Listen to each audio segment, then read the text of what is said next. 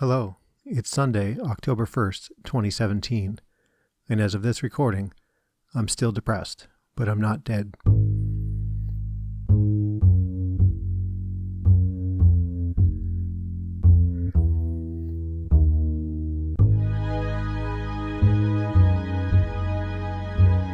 Hey, welcome back everybody. Thanks again for downloading the show, taking time out of your day to give a listen to the words that I have coming out of my mouth.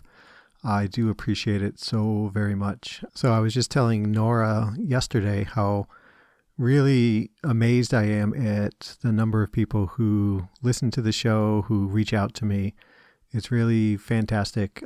You guys are wonderful. I'm glad that, you know, my voice reaching out there into the interwebs is something that some people find of value, and hopefully I can keep that up and continue putting out shows that, you know, at least somebody gets something out of. That being said, I've got a show here today with Nora.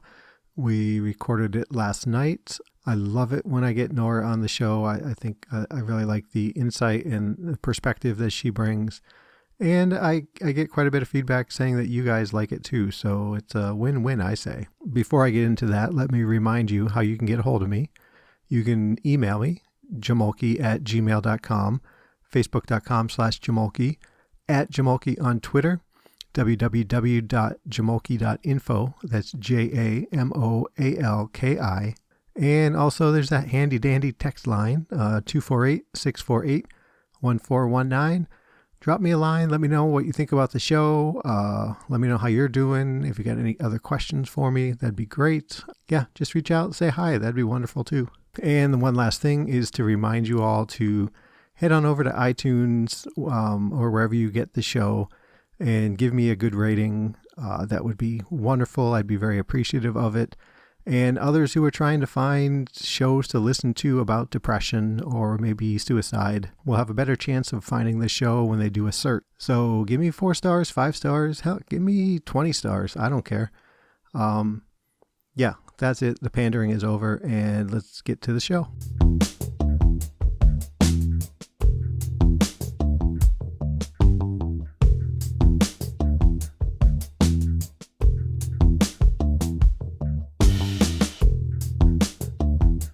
Okay, so I'm back again with Nora, the lovely and wonderful Nora. Everybody is so excited, I know, because you all send me nice feedback when Nora's on the show. Yay! Yeah, so say hi, Nora. Hello, Nora. Yeah, there you go. You're funny. No, you're the funny one. I am the funny looking one, yes. Yeah, so we were talking, and actually how this got started was I was talking about how many downloads I had this month, right? And I really close to 2,000 downloads in a month, which is an arbitrary number, but it's fun to say. Seems like something of an accomplishment, right? We all measure things. We like round numbers. Yeah. And you suggested, well, why don't you put a show out today? I did. Yep. See if you could boost the numbers. I also asked you, because you said that the download rate had declined over the course of the month, and I asked if perhaps your upload rate of shows had declined. Yeah, I really don't know. I don't know if I did. I don't know how many shows. But anyway, so I thought, well, no, I'm not gonna kind of sell out and put a show out just to boost my numbers. But what I am willing to do is put a show out the first of the month and get a head start on next month. And so he's just using you all. That's what he just said. Yes, that's what I'm doing. No, don't tell them that. I was kidding. Oh my gosh. Okay. The secret's out, everybody. So then I started thinking about doing a show with you, and I've talked about on the show here how I've kind of been struggling the past, I don't know, month maybe. And I know I had mentioned it to you. I don't think I used the word struggling with you. I think I just said I was having a rough time. Maybe something like that, right? So I thought it would be interesting if we could talk about that a little bit and get your side of it, what you see when I'm struggling, to see am I hiding it? I know some of it is pretty obvious. There's lots of napping and things like that going on. But I just wanted to get your side of the story on that, because this is how it all started on your first time on, right? We wanted to. You had big talks of putting up blog posts and things like that. I did one. Yeah. Got a lot of action. That one. It did. And that should have inspired you to do more. Did I? Did I only do the one? I feel like I might have done a second one at some point. You might have done two, yeah. Yeah. Anyway. But to get the partner side of the depressed man's story, right, is kind of, it's valuable. Yeah, so I wanted to get you on and do that. So can we do that? We can do that. We can do that. Okay, you've got your wine? I do. Okay. So, like I said, I've been struggling. I've been aware that I'm struggling. I've been aware of the kind of wanting to crawl into bed all the time, of the feeling really badly about myself, more so than baseline. And the big difference from what I've gone through in the past is that I seem to be more aware of it, and I'm just kind of trying to experience it more than kind of get washed away by it, if that makes sense. A little bit. I mean, there's, all the trappings of depression, right?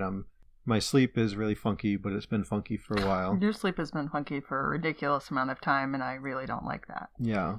You know that. I know. That's not news. It works out nice for work, though. I'm up at 4:30. Well, no, I think it's still overly so. So, and my diet has been really poor, and I feel like I have to fill that emptiness with food. So I was going to ask you, when you brought this up earlier, one of the questions I wanted to pose for your listeners is sort of how you define when you're struggling. Because, what I mentioned to you is, from my perspective, you're doing a lot better than you were a couple years ago. Right. Right? And, I don't know if I see with any real clarity the difference from your baseline, as you're calling it. Right? Like, it is not my expectation that you're ever going to sort of not be depressed, right? You're always going to struggle with this. And it's a question of degree. And yeah, I see you napping, but that's been somewhat regular through the course of our relationship, right? Right.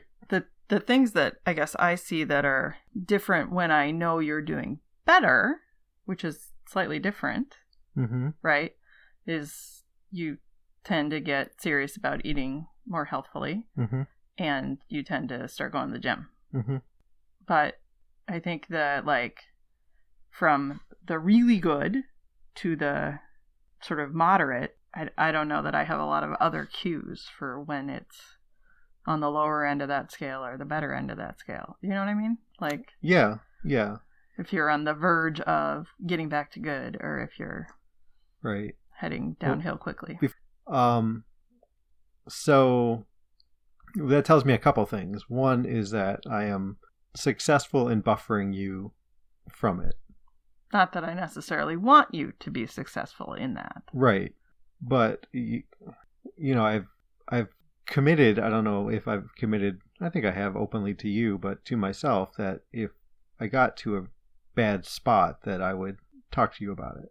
I sincerely hope so. And yes. Ideally, as I'm moving towards that bad spot, not once I'm finally in that bad spot. Yes. And like I mentioned earlier, with the way I've been feeling, I'm trying my best to just kind of experience it and let it go, let it be.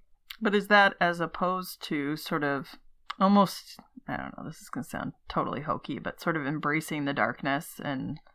No, because I'm not enjoying it. No, I'm saying, but that's opposed to. So have you in the past started to feel that and then almost gone to the place of, well, I don't know, it's all just crap. It's all just going to get worse. So I'm, just sort of fixating on it and letting it spiral down. And now you're sort of more neutrally watching it. Yeah, I think it's a semantics kind of thing. I wouldn't call it embrace as much as being overwhelmed by it. And, maybe, I mean, and it's possible that this is like a minor, major episode, right? The whole idea of major depressive recurrent is that it comes and goes. But like 2.5 years ago, I was just, I wasn't myself. I wasn't thinking about anything. I was thinking, it was my depressed mind that was doing all the thinking. There was no kind of rational mind or anything like that. Right now, like I said, I feel all the same things. I mean, I have I have no interest in doing anything. And I think you've seen that for the most part. Well, particularly when I talk about us doing something together and nothing seems to inspire you. You'll go along with whatever. Right.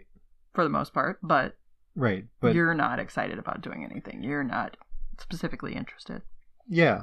I've talked on here about TV shows that I like, or games, Civilization on the computer I like, or even basketball season's coming, and I'm having a hard time getting really excited about that.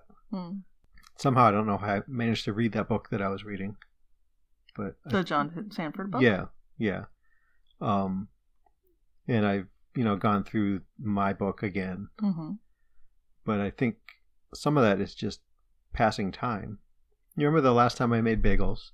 Yeah. Right. You don't know this story exactly, but I made bagels just so I would have something to do that night to make it to a decent bedtime. Because it was like 5:30 and I was ready to just call it a day. And I knew you wouldn't go for that. Well, I just feel like that's only going to exacerbate the problem and get your schedule even more out of whack. And maybe I'm wrong.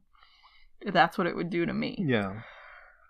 Well, and I didn't tell you this story, but I remember that night I was laying in bed trying to think of something to do, and I don't know, half a dozen times I got up out of the bed saying, laying in bed saying, okay, I'm gonna go make some bagels. Get up, get 2 steps, say, no, that's the stupidest thing in the world. I got back in bed.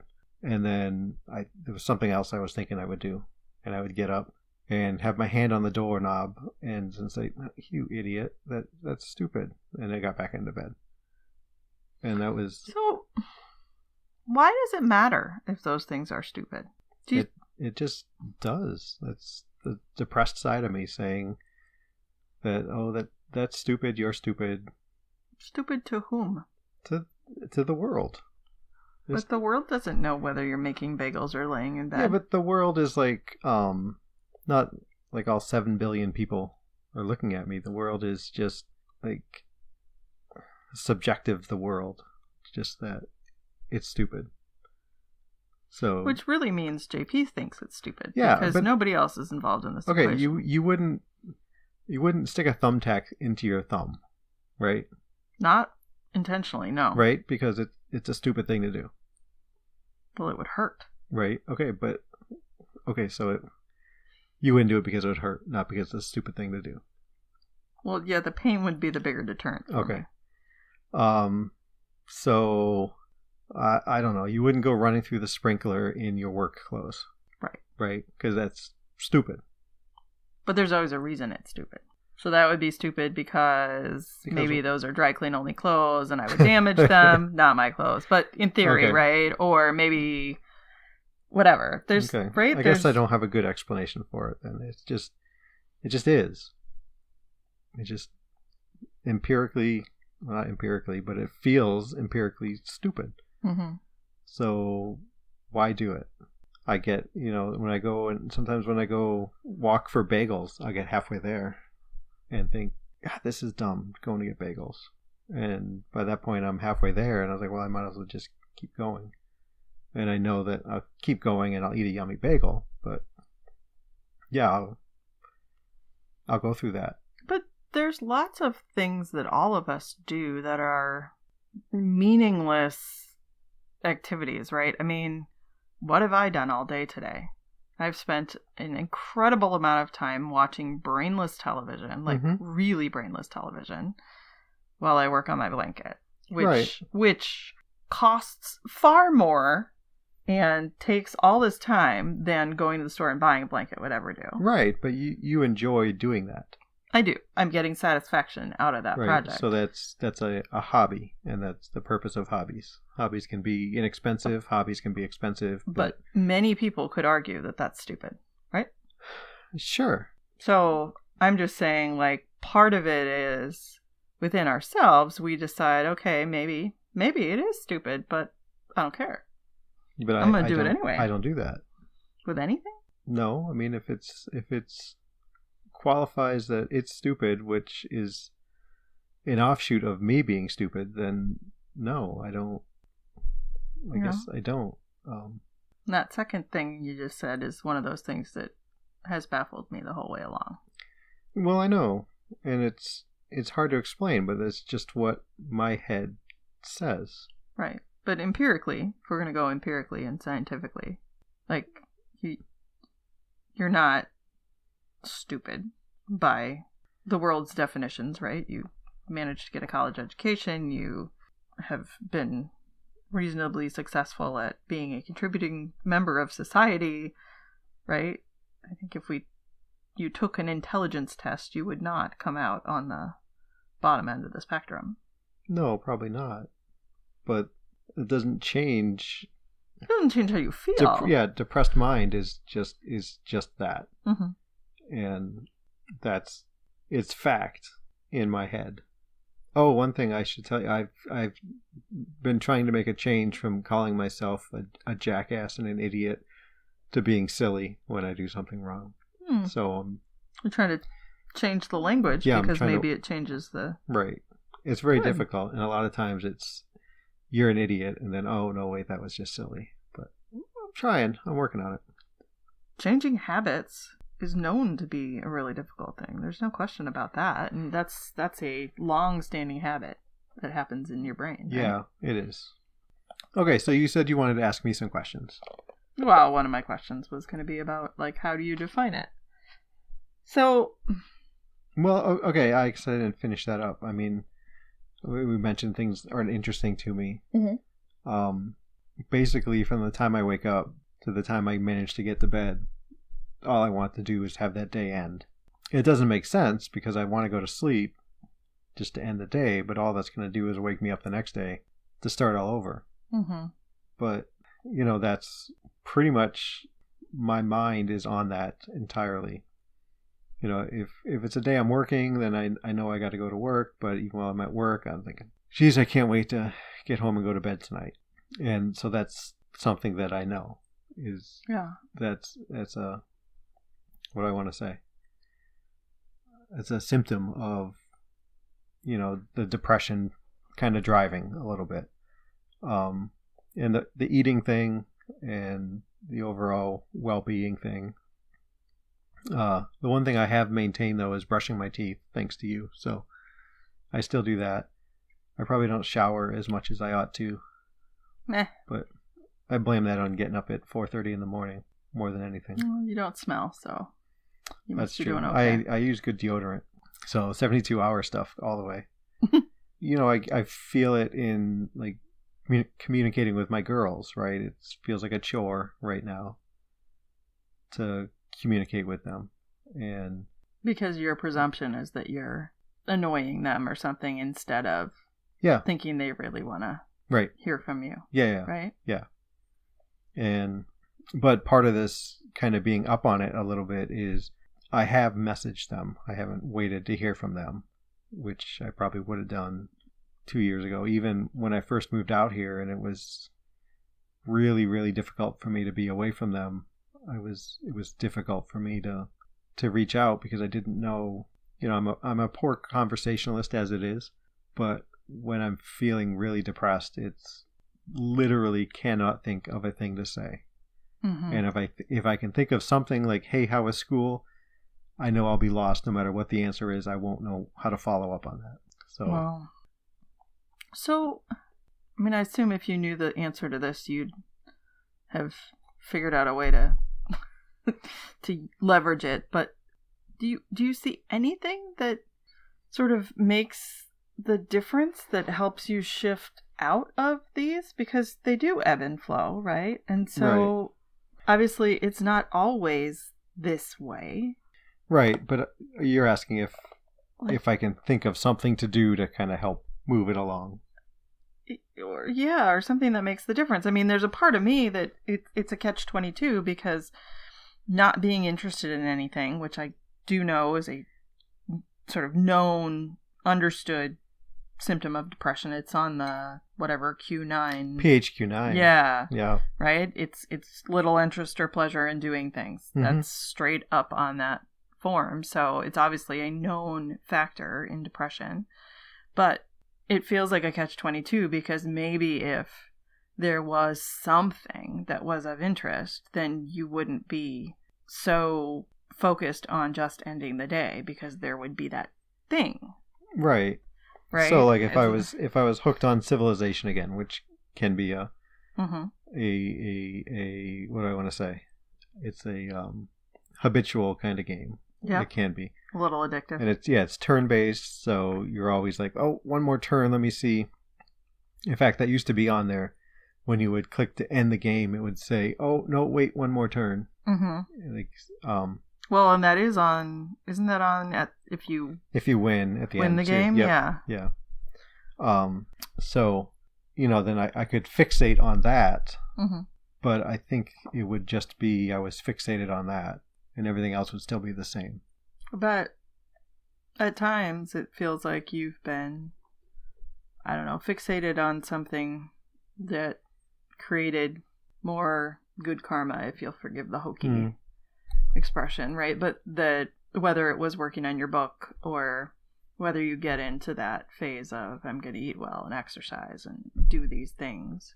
Right. Yeah, I don't know. But I think that eating better and exercising is me, whereas when I'm depressed, I don't really care about that kind of stuff. And not to say if I wasn't depressed, I'd be, a super fit guy or anything like that. But I did pretty well in 2014. Yeah, you did. Yeah, so I don't know. I don't have a switch to flip that kind of gets me moving back in the right direction. So, for you, this is one of those challenges for me as the partner of you, is that I never know how much to push. Right? So I know when I was in my 20s and I was living in New York and I would get into a funk, my roommate would sometimes sort of drag me out of the apartment, right? Just come with me. You can leave if you hate it, but just come. And often, not always, but often once I got there, it was interesting enough that I'd hang out, right? Right. And then I would get home feeling a little better because I'd gone out and done something and whatever. As much as, exercise is often something I procrastinate on and dread and whatever, I do intellectually know that most of the time, if I make myself do it, I feel better as a result. Right. Is there benefit for you to just forcing the issue with some of those things, even though you don't want to do them, right? So if you said, I'm going to go to the gym, I'm not going to deal with running, I'm not going to do any of the stuff that's really, really hard, right? But I'm going to make myself go to the gym and either walk or bike or something that's sort of more moderate, just to get into that habit. Yeah. Does that work? Does it ever help at all? I think it only helps when I'm already moving out of an episode, because like I know if I did that today and went out on the bicycle, yeah, I would get through maybe 2, 3, 4 minutes, and then that would be it. I would be all about this is stupid, this is dumb, you're wasting your time. So what if you had to promise me that you were going to go for 30 minutes a day? I wouldn't make that promise. Why not? Because I believe that I wouldn't be able to keep it, and I wouldn't do that. But is that maybe worth us trying? This is where I'm saying I don't know how hard to push, right? Yeah. Maybe. I don't know. I'll give you an answer before we're done. Okay. So I know that another thing when I'm in a depressed state like this is there's also guilt of life, and then guilt of kind of the depressed state, guilt of what I do each day in addition to what I don't accomplish each day. And it's hard sometimes when, like, you'll come home and you're in a good mood and we're making dinner or whatever, and you say like, hey, what'd you do today? And because I feel guilty, I feel like back on my heels about it. Does that make sense? Like, not really that, not necessarily like you're questioning if I was a good husband today, if I was a good partner today. More like anything I say is dumb. I didn't do anything today.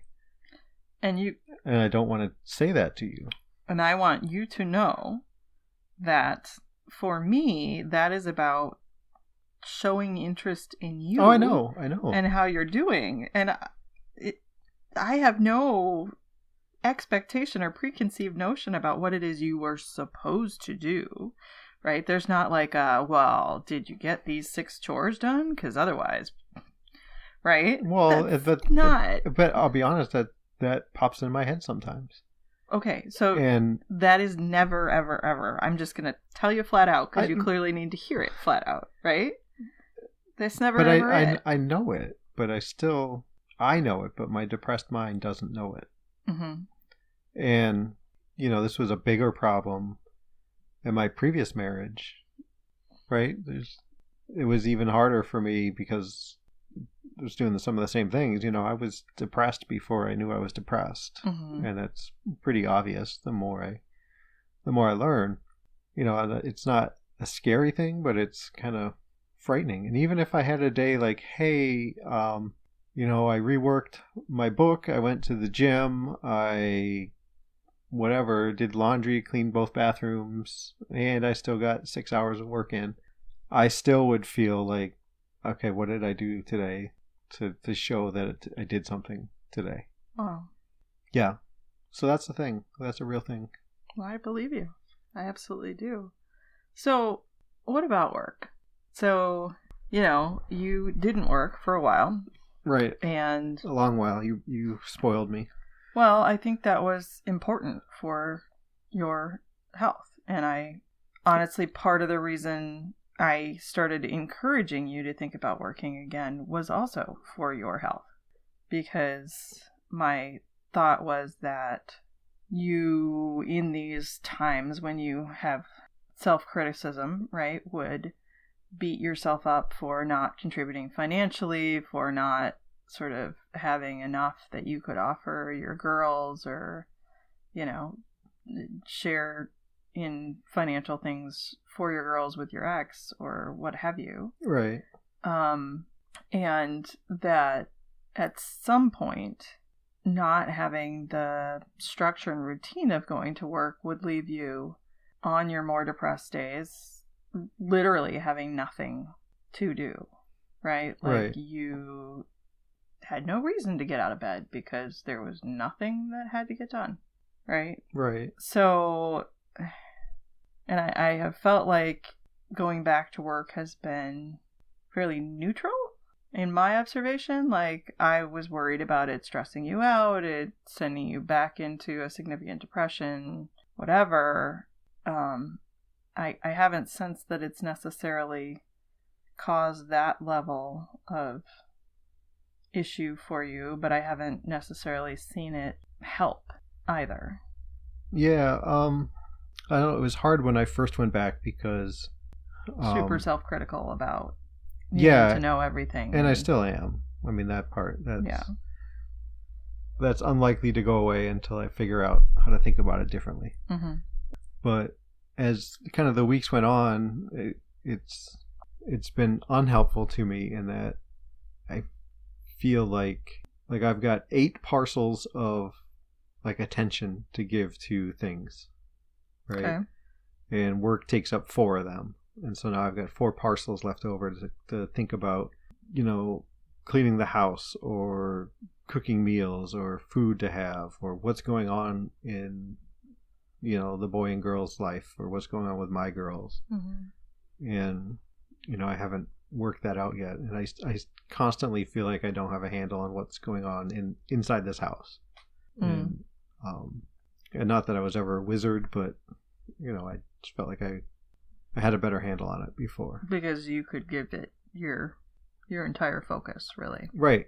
And I would have a day when I would just go through and clean everything and, laundry on the weekends and whatever. But I don't know.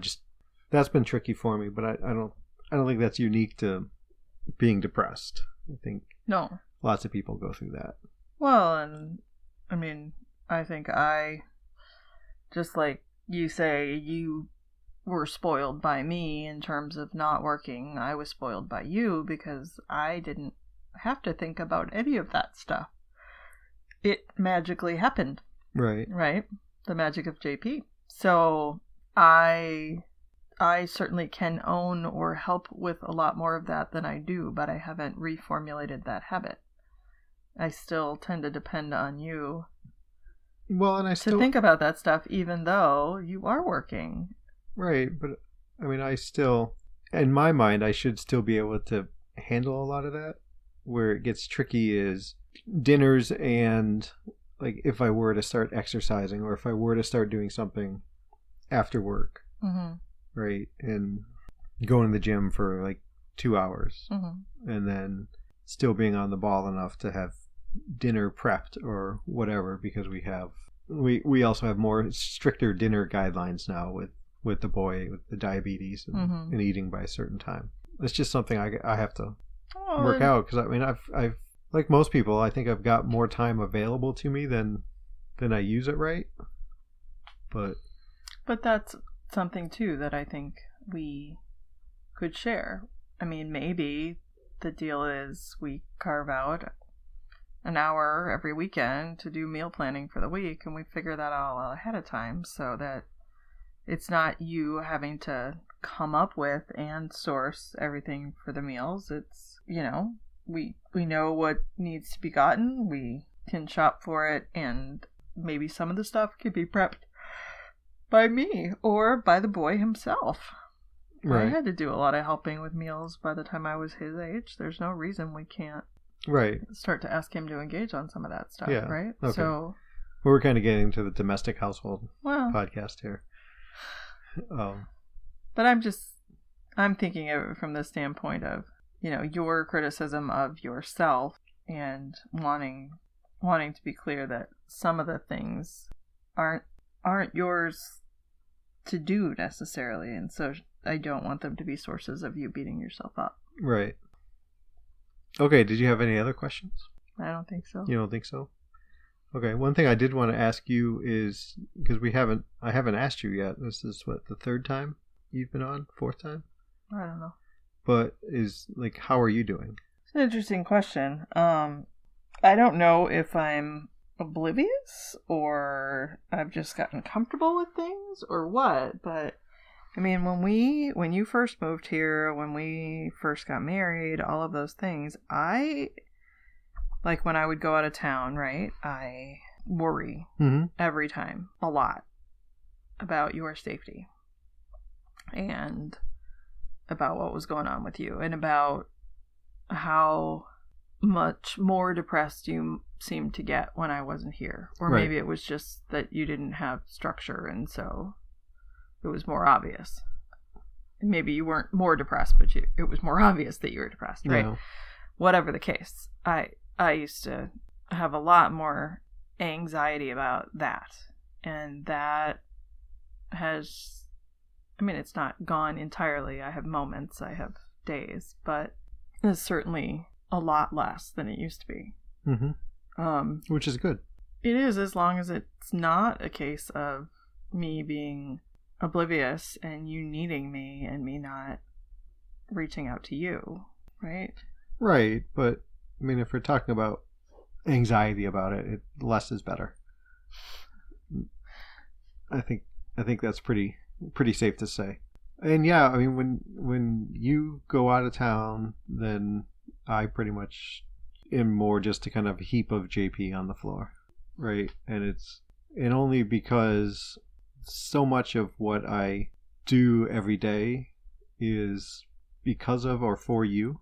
So when you're not here to see that, I don't know, that you got out of bed, that I got out of bed, that I brushed my teeth, that I ate decently that day, that I, whatever, that toilet paper on the toilet paper roll.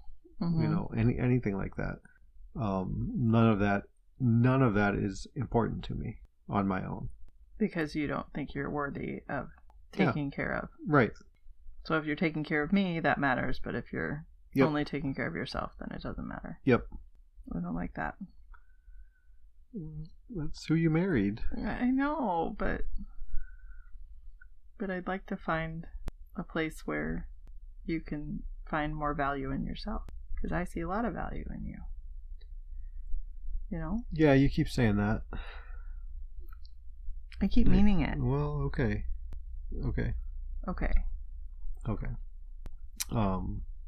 Yeah. So, are we, okay, so let's talk about this exercise thing.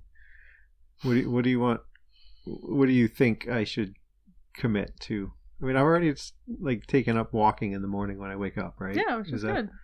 That's not the kind of exercise you're thinking of. No, that's fine. I'm just saying, I don't know, that I wonder if having the structured commitment will help it start to feel more worth doing or feel more something. So structure a commitment. What do you have in mind? Well, my workout plan, right, has me doing 30 to 45 minutes 5 days a week of something. Okay, that's good for you. What's that? How does that apply to me? So what if we set the same kind of goal? Okay. So here's the thing. I'm right. My objective is not to torture you or to give you reasons to beat yourself up even more. So no, okay. So what if we just try it for a week or two and then report back to your listeners on what the impact was? Okay, you guys are part of this, so okay. So what, 30 to 45 minutes. Okay. Of sort of moderate exercise. So it can be 5 days a week. 5 days a week.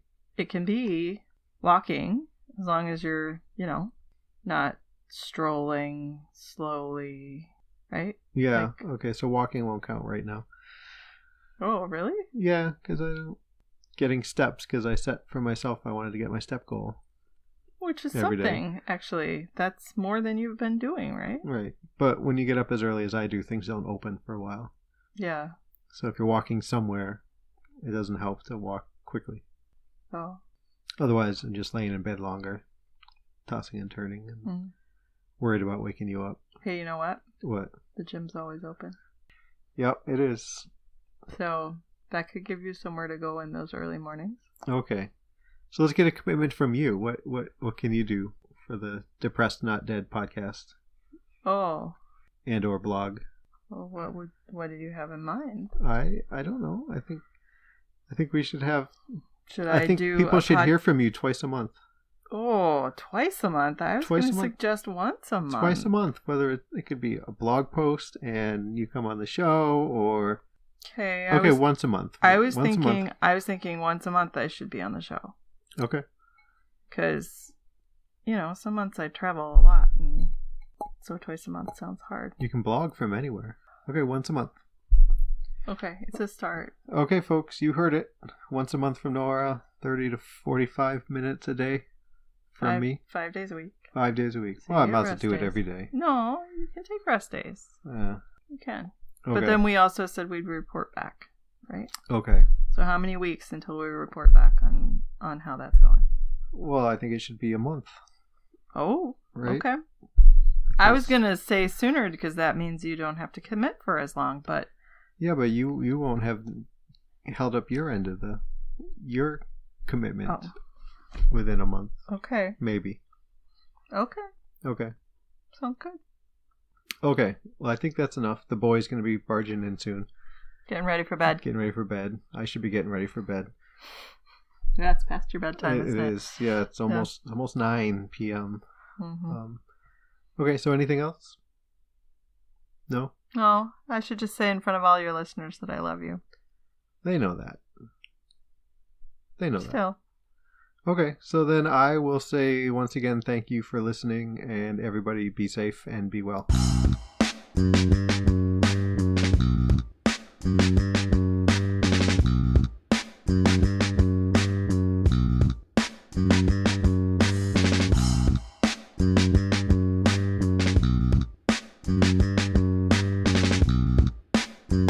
So we're just talking and seeing if we're just testing.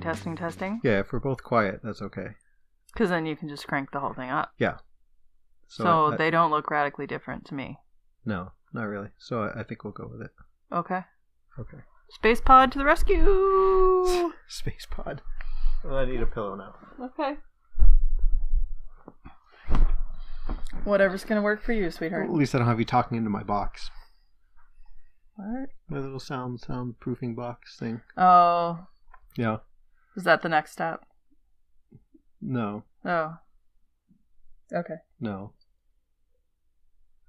I don't know what the next step is. Anyway. I don't know. If I get to 2,000 downloads next month, then I'll buy myself something nice. Maybe we need like full-on headsets for both of us. Yeah. Okay. Well, I'm just going to start. Okay. Okay. Oh, 10 seconds of silence.